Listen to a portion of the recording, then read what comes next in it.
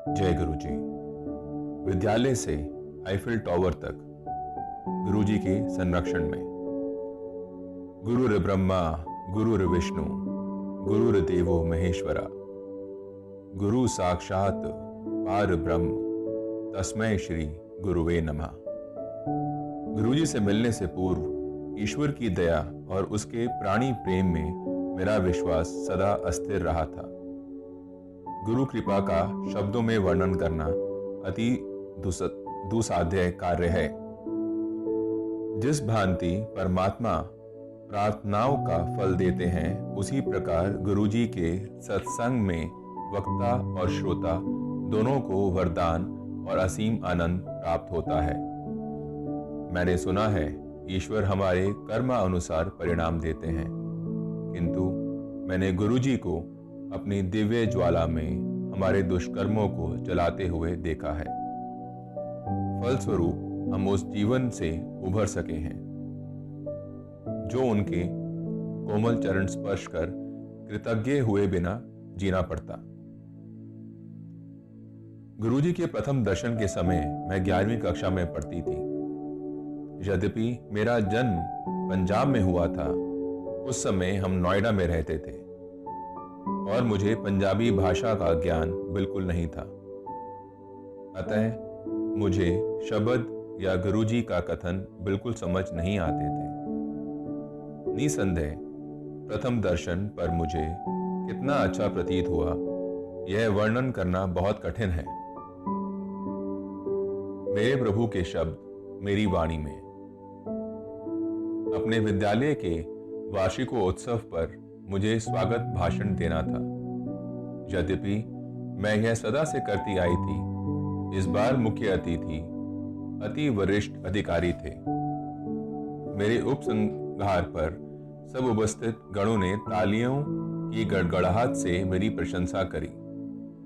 मंच से उतरते ही सबने मेरी सराहना करी और बधाई के पुल बांध दिए। शिक्षकों और सहपाठियों ने अचरज भरे चेहरे से मुझे बताया कि भाषण देते हुए मुझ में परिवर्तन स्पष्ट झलक रहा था। उससे भी अधिक अचंभा तब हुआ जब मुख्य अतिथि का भाषण मेरे कहे हुए पर आधारित था। अंत में उन्होंने मेरे उपसंहार को महत्व देकर उससे ही अपना भाषण समाप्त किया। सबको यह आश्चर्यजनक प्रतीत हुआ, पर मुझे पता था कि गुरुजी की कृपा से ही यह संभव हो सका। वास्तव में जैसे ही मैंने अपना भाषण प्रारंभ किया, मुझ में एक अद्भुत ऊर्जा का संचार होने लगा और मैं अपने शब्दों में उत्तेजना भर सकी। इसके अतिरिक्त मैंने अपने विद्यालय में अनेक बार गुरुजी की पुष्पों भरी सुगंध का अनुभव किया है। कक्षा 12 में सहायता। 12वीं कक्षा में पहुंचने पर अध्ययन का महत्व अधिक हो गया था। एक दिन प्रसाद देते समय गुरुजी ने मेरे विषय पूछे। मैंने उन्हें बताया कि मैं वाणिज्य की विद्यार्थी हूं, तो उन्होंने अर्थशास्त्र पर प्रश्न कर दिए। उन्होंने मेरे से ऋण नियंत्रण अर्थात क्रेडिट कंट्रोल पर प्रश्न पूछा, तो उत्तर पता होने पर भी मैं बुद्धि शून्य हो गई। यद्यपि उस समय मुझे समझ नहीं आया, आने वाले समय में मुझे पता लगा कि गुरुजी ने क्या किया था। गुरुजी की चेतावनी से मैं इस विषय पर विशेष ध्यान देने लगी। इसके बाद जो हुआ उसके लिए मैं तत्पर थी। वर्ष के उत्तरार्ध में हमारी अर्थशास्त्र की अध्यापिका चली गई और यह विषय स्वयं पढ़ना पड़ा। गुरुजी की सावधानी से मैं सतर्क हो गई थी और बिना किसी कठिनाई के मैंने इस विषय में 57% अंक प्राप्त किए। जैसे जैसे मेरी परीक्षाएं समीप आ रही थी, गुरुजी के पास दर्शन के लिए जाना कम हो गया। 13 जनवरी उत्तर भारत में लोहड़ी के दिन मैं अपने माता पिता और भाई के साथ गुरुजी के दर्शन के लिए गई थी। परीक्षाएं समाप्त होने से पूर्व यह अंतिम दर्शन होने की संभावना थी। गुरुजी उस दिन स्वयं प्रसाद वितरित कर रहे थे और जब तक मेरी बारी आई तो वह टॉफी दे रहे थे। प्रसाद वहीं पर समाप्त करना है, ऐसा गुरुजी का आदेश था। किंतु टॉफियां अपवाद थीं, सो मैंने थोड़ा सा प्रसाद वहीं पर खा लिया और शेष अपने पास रख लिया। मैं गुरुजी के पास आज्ञा लेने पहुंची और उनके कमल चरणों को स्पर्श करने झुकी। जब मैं उठ रही थी तो गुरुजी ने अपना एक चित्र निकाला और मुझे दिया। मैं अति हर्षित हो गई, क्योंकि गुरुजी का चित्र तो अमूल्य है। गुरुजी ने उस रात क्या किया था, उन घटनाओं पर घर लौटते हुए चिंतन करने का अवसर मिला। उनके चित्र को अपने हाथों में पकड़े हुए मुझे आभास हुआ कि उसमें गुरुजी की सुगंध आ रही है, और यह परीक्षाएं समाप्त होने तक रही।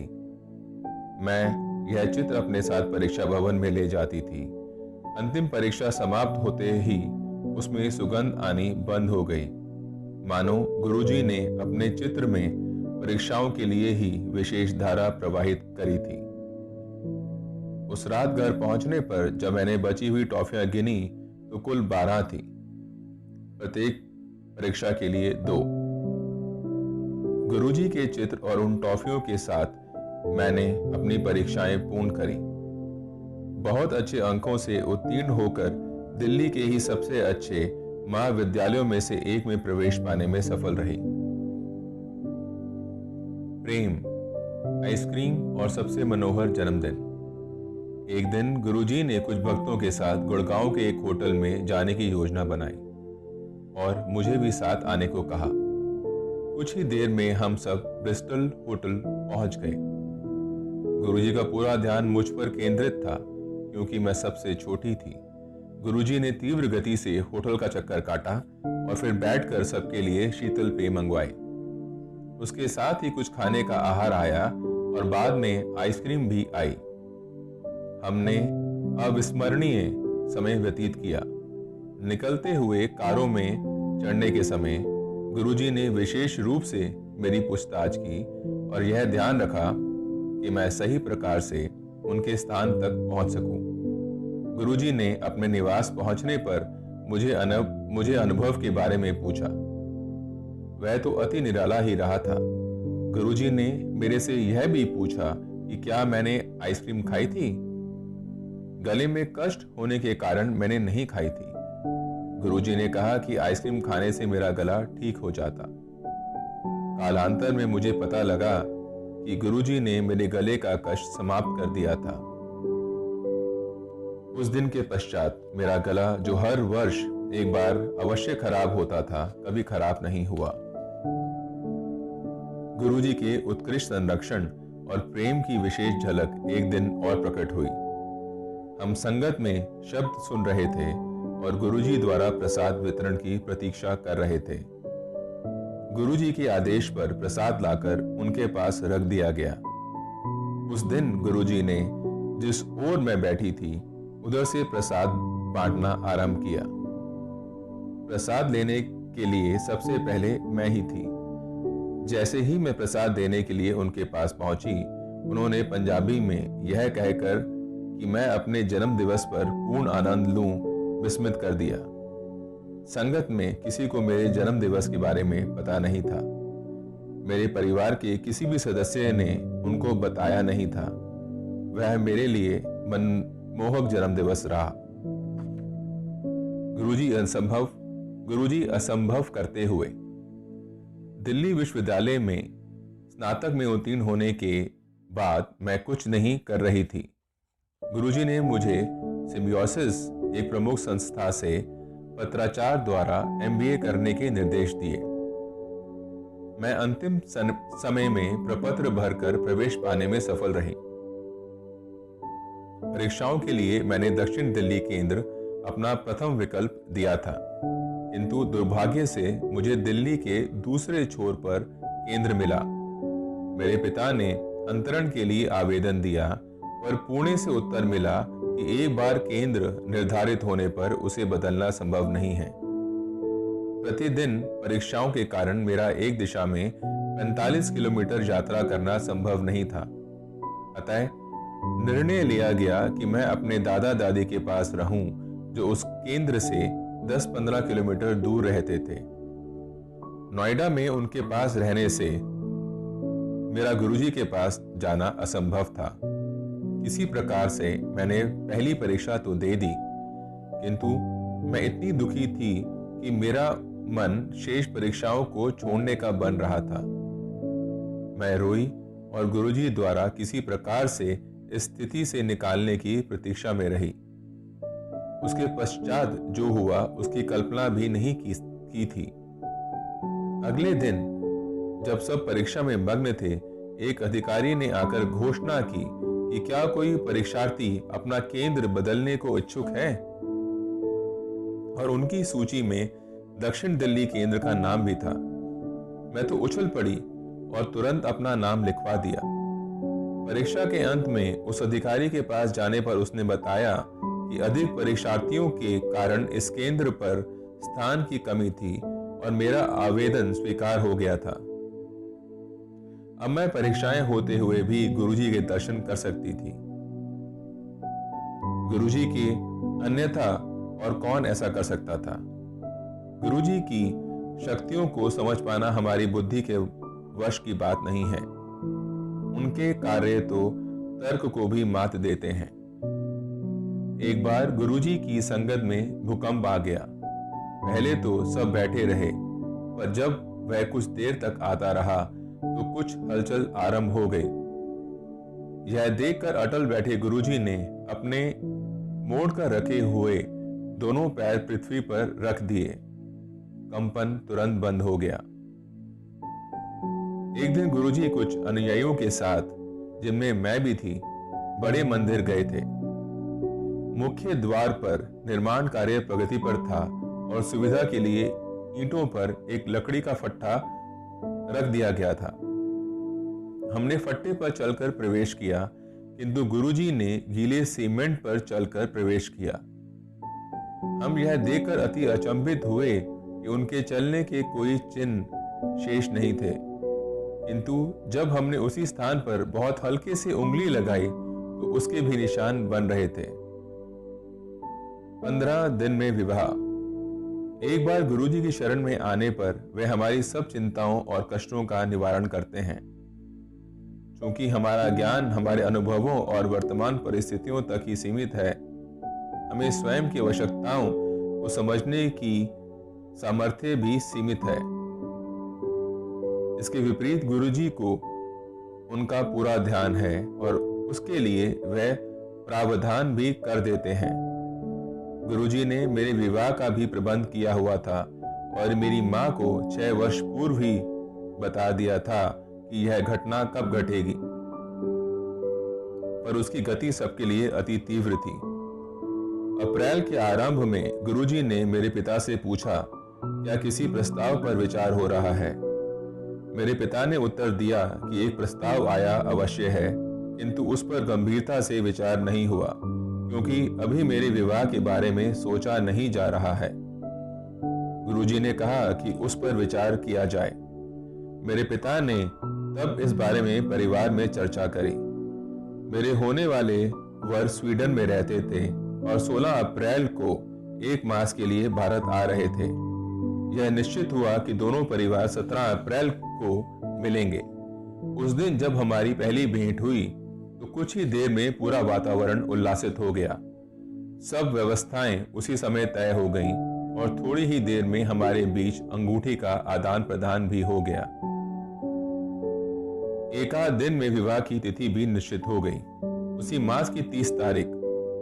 विवाह के सब प्रबंध अति तत्परता से किए गए और निश्चित तिथि को मेरा परिग्रहण भी हो गया। यद्यपि गुरुजी विवाह में उपस्थित नहीं थे, किंतु उनकी भावना सब में दृष्टिगोचर थी। सबने विवाह स्थल में सजावट, वातावरण, भोजन आदि व्यवस्थाओं की भूरी भूरी प्रशंसा करी। हर व्यवस्था में गुरुजी की कृपा की झलक रही थी। गुरुजी के साथ आईफिल टावर पर मेरे पति की मई के मध्य में वापस लौटने की योजना थी। मेरे पति की मई के मध्य में वापस लौटने की योजना थी, क्योंकि उन्हें उतना ही अवकाश मिला था। 15 दिन में मेरे लिए पार पत्र और वीजा दोनों मिलना नितांत कठिन था। यथाशीघ्र स्वीडन के दूतावास को आवेदन किया गया। परंतु उन्होंने बताया कि सब आवेदन स्वीकृति के लिए स्वीडन भेजे जाते हैं और उसके पश्चात वहां से वीजा दिया जाता है। अतः मेरे पति सुशील को अकेले ही स्वीडन लौटना पड़ा। उनके लिए अपनी यात्रा और स्थगित करना संभव नहीं था। प्रतीक्षा में 1 मास व्यतीत हो गया। स्वीडन में उन्होंने भी दूतावास में शीघ्रता करने के लिए निवेदन दिया। जून के आरंभ में ऐसा लगा कि वीजा 1 सप्ताह में मिल जाएगा। मेरी यात्रा के टिकट 16 जून के लिए गए और उल्टी गिनती प्रारंभ हो गई। 16 जून को दूतावास जाने पर ऐसा लग रहा था कि हमारा वहां जाना निरर्थक रहा। वहां पर बताया कि अभी भी उत्तर की प्रतीक्षा है। मैं निराश हो गई क्योंकि इसका अर्थ था 1 सप्ताह का विलंब। मैंने यह सूचना अपने पिता को दी और कुछ देर में पुनः प्रयास किया। वहां के अधिकारी ने जब मुझे मेरा वीजा दिया तो अति अचंभा हुआ। अति प्रसन्न होकर मैंने यह सूचना अपने पिता को दी। आश्चर्य की बात थी कि उन्हें कोई अचरज नहीं हुआ। बाद में मेरे पिता ने मुझे बताया कि गुरुजी ने मेरी सूचना आने से 15-20 मिनट पहले ही उन्हें वीजा मिलने की बात से अवगत करा दिया था। मैं समझ गई कि उस दिन गुरुजी के हस्तक्षेप के बिना वीजा मिलना असंभव था। गुरुजी वास्तव में असीमित प्रेम के स्रोत हैं और उनमें विलक्षण प्रतिभाएं हैं। उन्हें कोई भौतिक अवरोध रोक नहीं सकते। वह त्रिकालदर्शी हैं और अपने अनुयायियों की पुकार पर सब सीमाएं पार कर सकते हैं। स्वीडन से 1 सप्ताहांत हमने पेरिस में बिताने का निर्णय लिया। वहां पर जब मैं आईफिल टावर की पहली मंजिल पर थी, मुझे अचानक गुरुजी की सुगंध का आभास हुआ। फोन पर मेरे पिता के साथ हुई अगली वार्ता में उन्होंने बताया कि गुरुजी मेरे बारे में पूछ रहे थे। उन्होंने इस वार्तालाप की तिथि और समय भी बताया। थोड़ा गणित करने पर पता लगा कि उन्होंने मेरे पिता से मेरे बारे में पूछा था। उस समय मैं आईफिल टावर की पहली मंजिल पर ही थी। गुरुजी के साथ मेरे अनुभवों का वर्णन एक गूंगी महिला द्वारा मिठास के वर्णन सदृश है। वह मेरे लिए क्या है और मेरे जीवन में उनका क्या अर्थ है, यह शब्दों में व्यक्त करना मेरे लिए संभव नहीं है। मैं गुरुजी से प्रार्थना करती हूँ कि जैसे आप हमारे संबंधों के इन स्वर्णिम वर्षों में दया करते आए हैं, उसी प्रकार सदा हमारा साथ देते रहिए। कहते हैं कि पारस लौह धातु को छूने मात्र से उसे स्वर्ण में परिवर्तित कर देता है, पर गुरुजी तो पत्थर को हीरे में बदल देते हैं। केवल पूर्ण विश्वास और श्रद्धा बने रहने चाहिए। श्रीमती आरती सिंगला।